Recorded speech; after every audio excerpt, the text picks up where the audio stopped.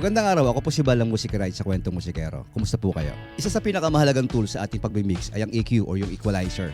Napakalaki ng naitutulong nito para pagandahin yung ating audio. Kaya kung bago ka pa lang sa pagmimix, itong pag-uusapan natin ngayong araw na to. Pero bago yan, kung hindi mo pa nagagawa, please subscribe at syempre pindutin yung notification bell para lagi kang updated sa ating mga bagong videos na nilalabas, kagaya nito. At make sure na nakasubscribe ka dahil sa dulo ng ating video ay meron tayong hinandang sorpresa para sa inyo sa lahat ng mga subscribers ng Music Ride sa Kwentong Musikero. So abangan nyo yan. Ngayon umpisahan na natin yung ating topic ngayong araw na to. Tara.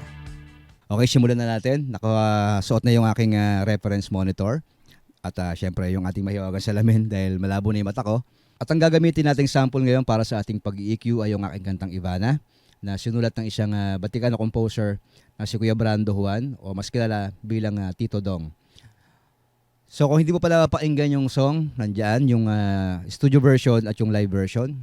Ilalagay natin sa card dyan sa taas. Pwede mo i-click yan mamaya. So para sa lahat ng mga bago pa lang na nag-aaral sa mixing, isa sa pinaka-importanting tools na pwede natin gamitin sa ating pagmimix ay syempre yung equalizer. Nung bago-bago pa lang ako sa pag-aaral ng mixing, talagang nakafocus yung isip ko at yung utak ko sa equalizer kasi tingin ko napakarami niyang pwedeng gawin para sa mixing natin.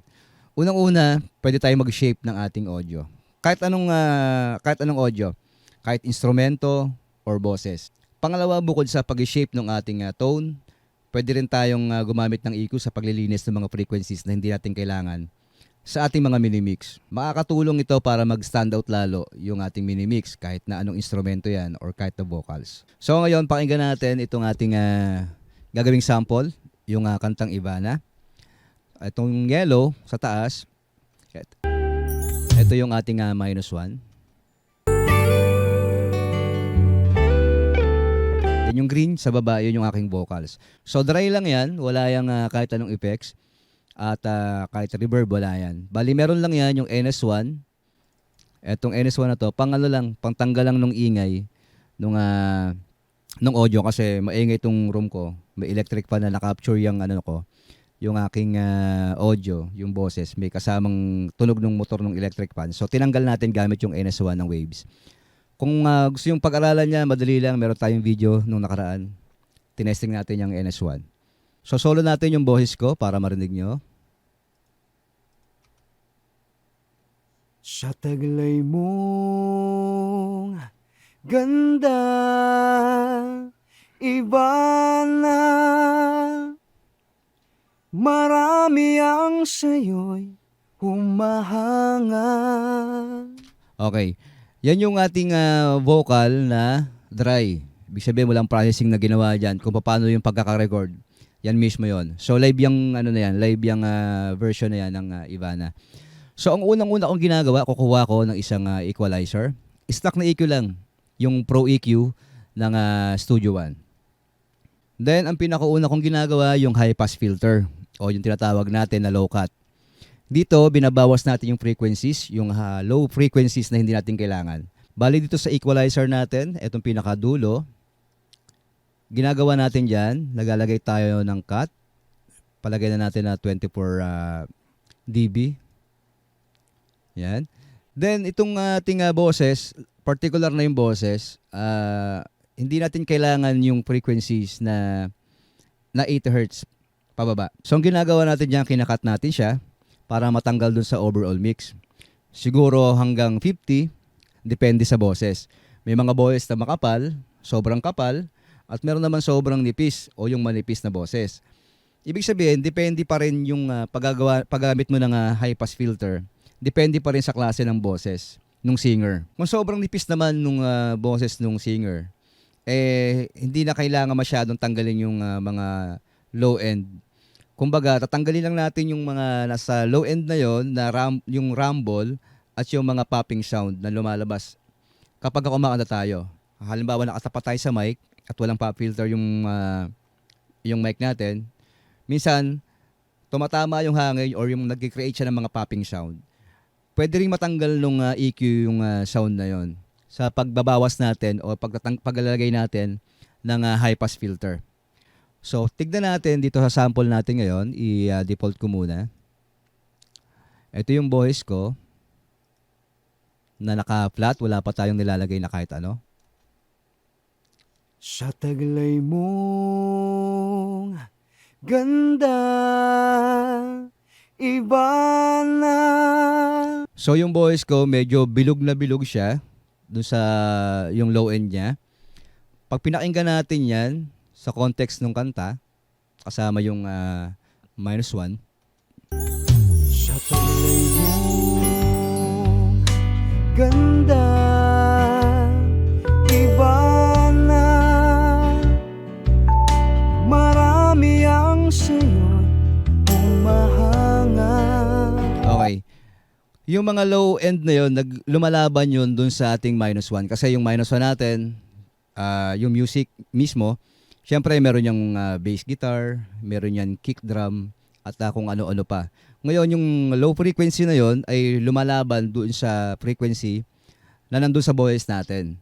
So kung tatanggalin natin yon, ang pangalawang gamit nung high pass filter natin ay mag-cut yung mid-range at yung high frequency ng voice natin. So ngayon tanggalin natin yung low frequency ng voice ko, nakasolo yung ating boses. Sa taglay mong ganda, iba. Ilagay natin sa mga 50 Hz. Tignan natin kung ano yung difference na nagawa natin. Sa taglay mong ganda. So kung napansin nyo, lumipis yung voice natin na wala yung malaking tunog. So ngayon pakinggan natin sa context ng kanta. Sa taglay mong ganda. Then bypass natin. Sa taglay mong ganda, iba na. Marami ang sayo'y humahanga. So napansin nyo na nung natanggal natin o naglagay tayo ng high pass filter, nag-stand out yung mid-range ng ating boses at yung high frequency. Ibig sabihin, nag-cut na siya. Kasi nawala na yung malalaking tunog natin. So ang mangyayari, mag-stand out na yung maninipis na tunog na lumalabas dun sa ating boses. So makakatulong yun para sa clarity ng voice natin. At importante pa, lumilinis yung audio natin habang ginagawa natin yung high pass filter.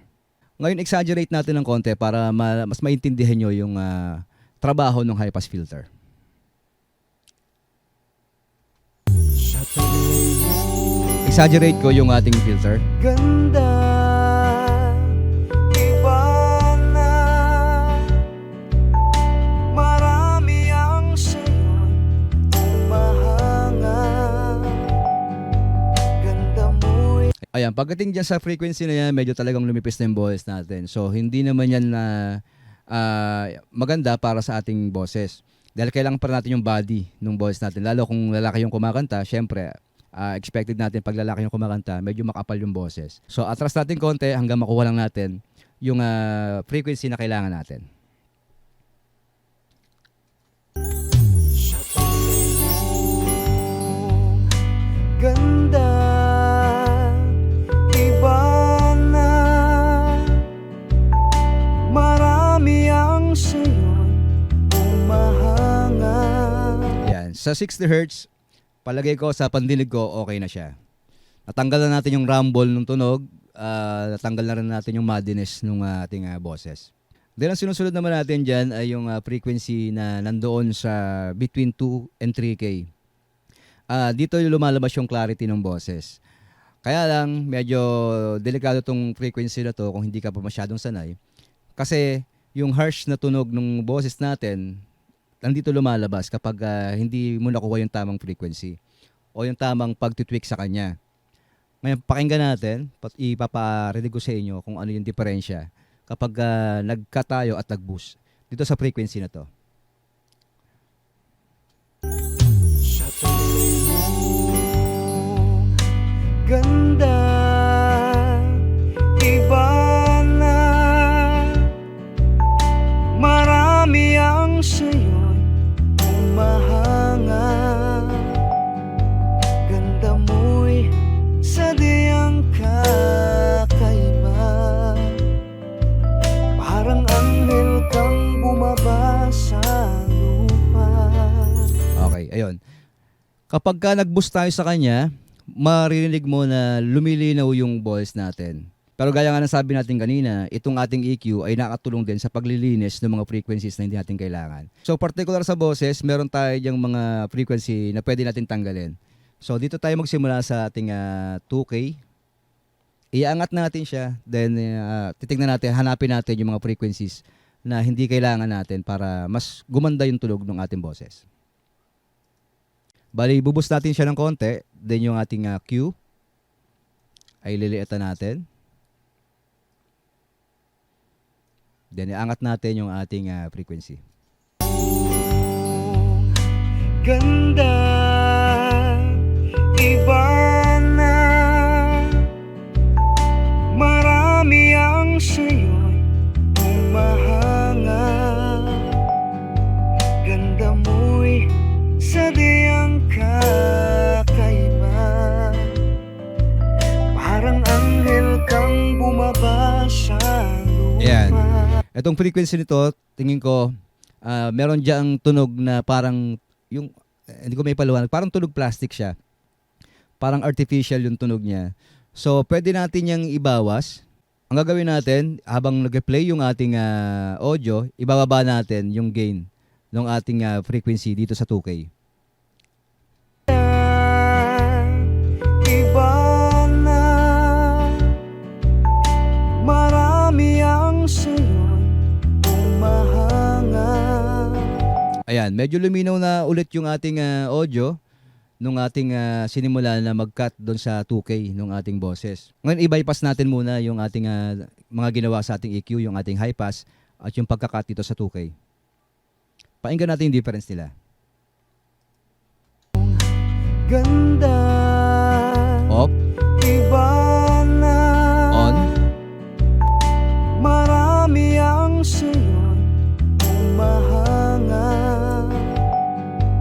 Ganda mo'y sadyang kakaiba. ayun. Kung mapapansin nyo, nawala yung muddiness ng boses.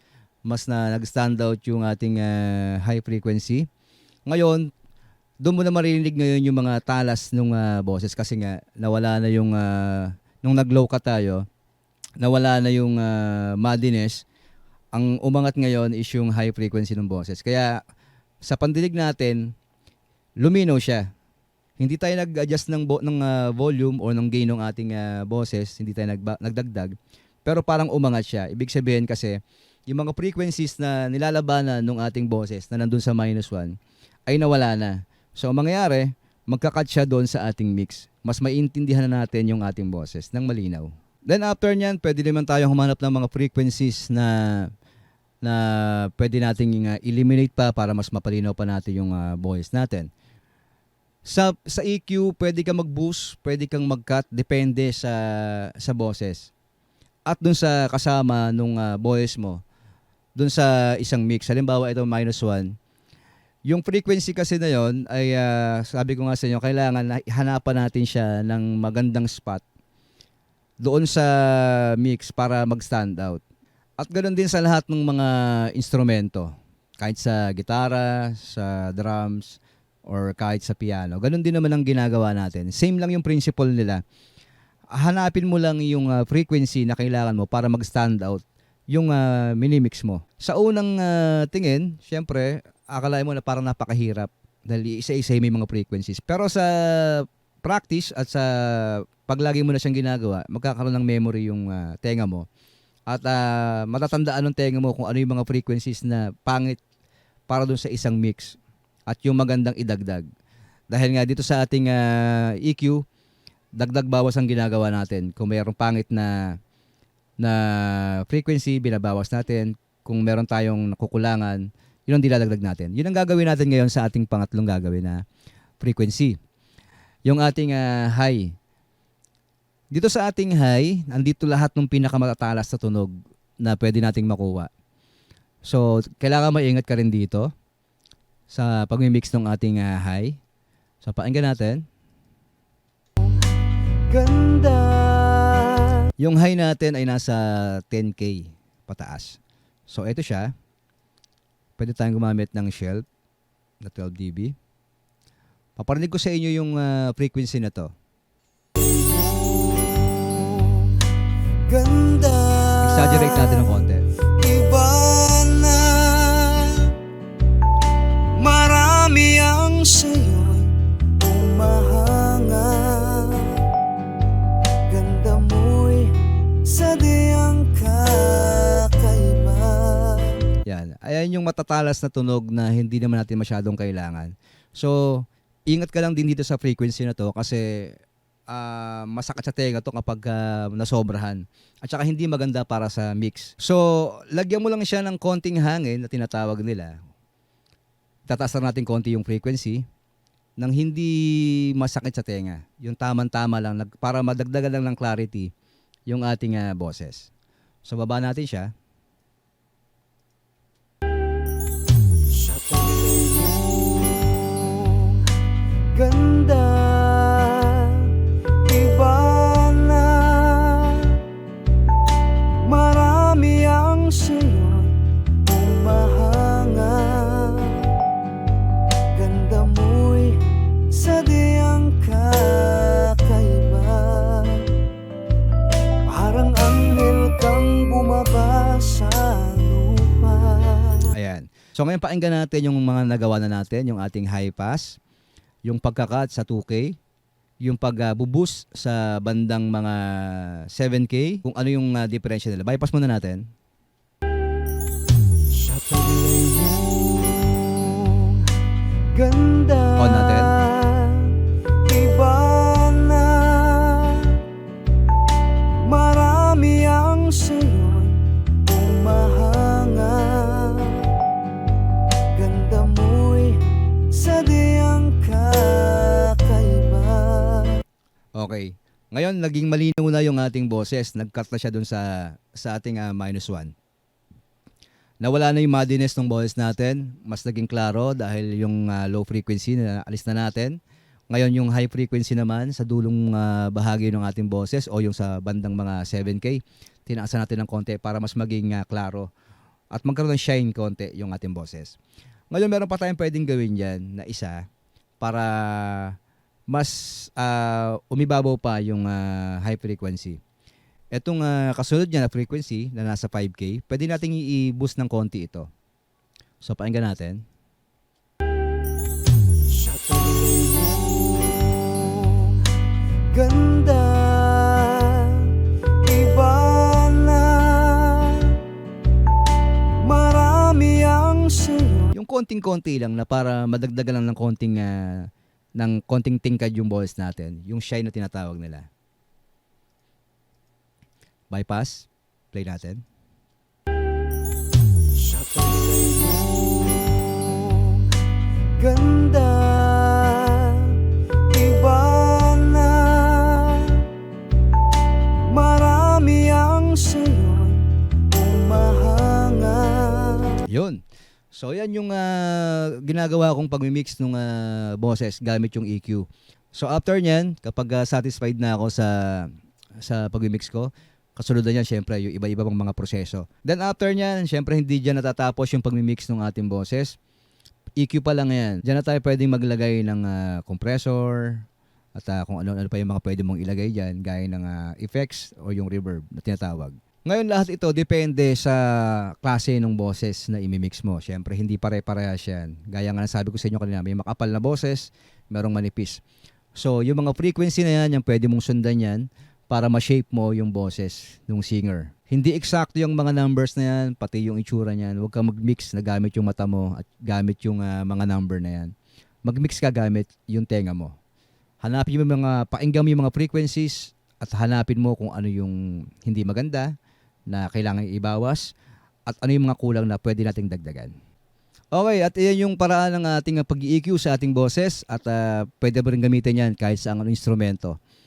Basta alam mo lang yung mga frequencies na kailangan mong i-tweak, explore mo lang siya para makita mo yung shape na hinahanap mo para sa isang instrumento or para sa boses. At gaya ng sabi ko kanina, meron tayong sorpresa para sa ating mga subscribers. At bilang pasalamat sa walang sawa niyong suporta sa ating channel, isang subscriber every week ang ating imimix yung kanilang ginawang kanta.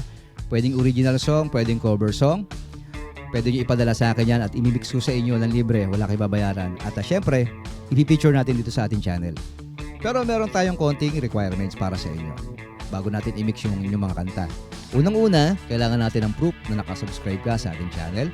Pwede kang magsama ng screenshot dun sa yung papadala sa akin. Pangalawa, yung audio na kailangan natin, unang-una, yung -1 natin, yung ating gagawing cover song or yung ating original song, pwedeng instrumental or -1. Pangalawa, yung ating raw na boses. Kailangan natin ay raw, walang EQ, walang compressor or kahit ano. Huwag nyo rin lalagyan ng reverb please. Ako na bahala sa lahat, ipadala nyo lang sa akin ng raw yung voice nyo.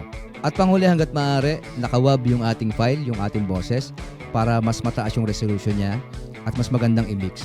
At isend mo yan sa kwentomusikeroofficial@gmail.com at pipili tayo ng isa kada linggo. Okay, sana nakatulong sa iyo ang video na to at kung nagustuhan mo, huwag kalimutang i-like, mag-subscribe at syempre i-share natin sa iba. Muli ako po si Bal, ang Musika Ride sa Kwentong Musikero. Maraming salamat po.